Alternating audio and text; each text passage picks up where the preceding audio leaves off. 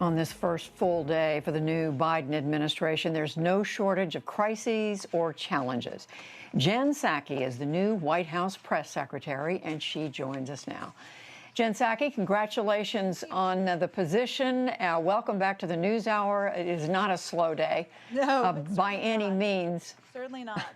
As we just heard from Dr. Michael Osterholm, who's considered one of the leading figures in public health on the question of this pandemic, it sounds as if we are far in this country from getting this pandemic under control. We heard him say at the very end, he thinks it's very possible for the U.S.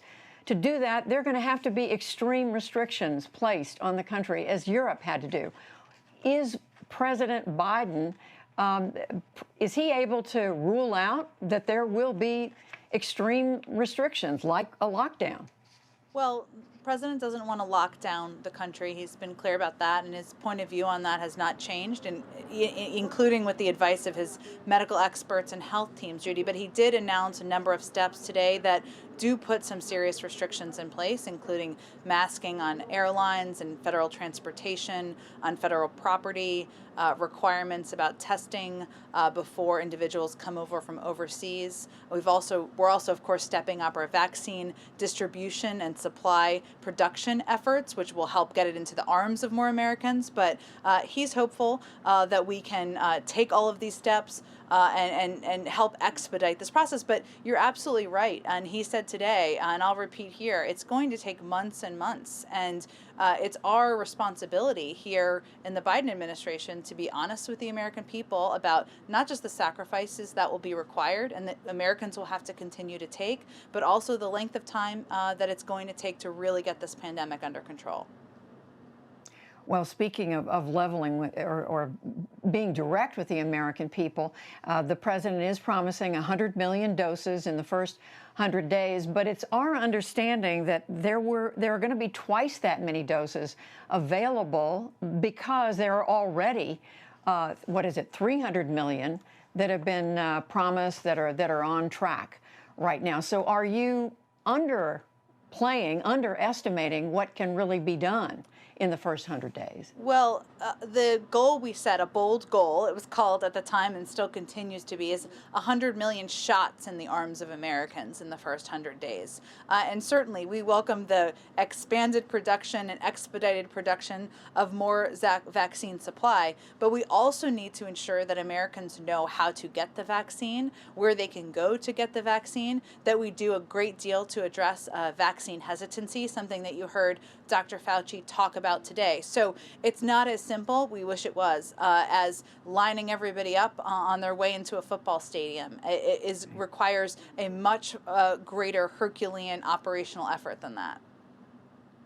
So you're saying it's more than just about the number of doses available. But I do want to ask you about the period beyond the 100 days, because what manufacturers and others, federal and state health officials, are saying is that there just won't be vaccine available until April or later for the vast majority of Americans. Is the administration acknowledging that?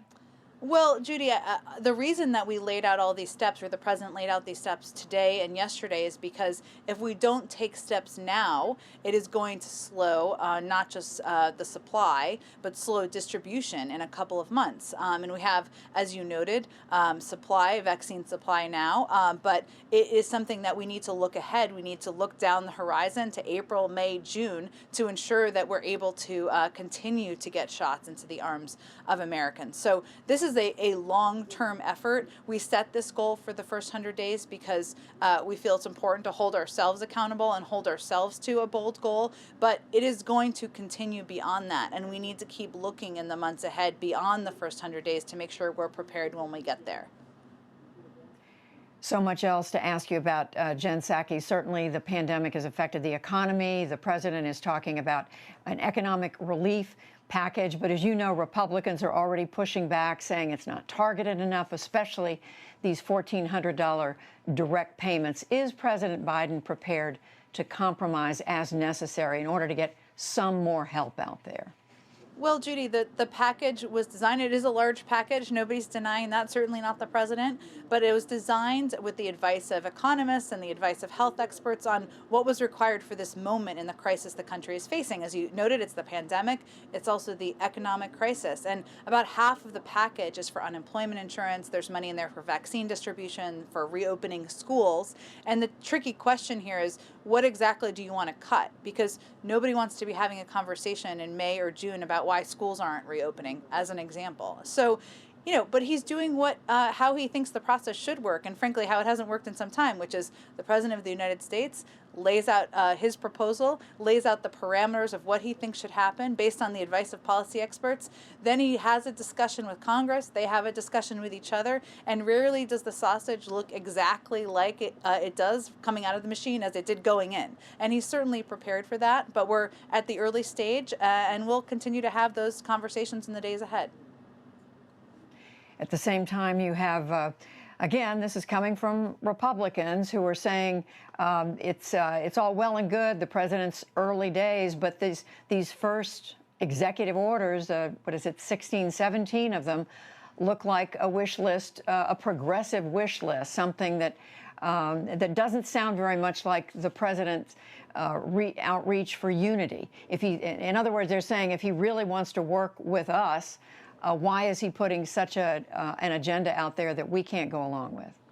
Well, I think the question there, Judy, is what exactly are they opposed to? Do they not think there's a climate crisis, or do they not think, the critics, I should say, not all Republicans, far from it, do they not think that Americans should wear masks? I mean, you look at polling, and that's not what it says. So, I think the president's outreach and success in engaging with members of the Republican Party is going to be judged by his words and by his actions, and that is going to be whether he can work with them, listen to them, hear from them, take feedback from them on legislation, and find a path forward. But the executive actions that he proposed were what he felt are essential actions to take immediately to bring relief to the American people and overturn some of the most detrimental steps of the prior administration. But he's pretty confident there's still a path forward with Republicans.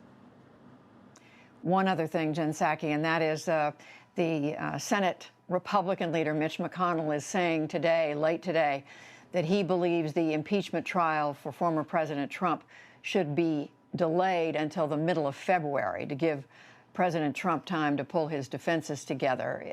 Is President Biden prepared to see that wait? Well, Judy, the president's focus is primarily on the COVID relief package that he announced just a week ago, and that's what he's having conversations with members of both parties about.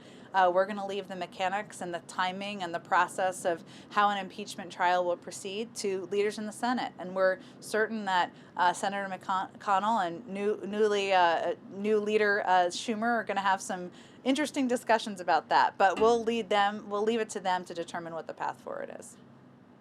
So the president isn't objecting to a delay? Well, there's a lot of proposals out there that have been out there even over the last 2 weeks, and we'll see what members of Congress of both parties agree on. Jen Psaki, the White House press secretary, on what, a very slow first day. Very slow around here, Judy. Very slow. No news at all. Thanks for having me. Not at all. Thank you so much for joining us. My pleasure.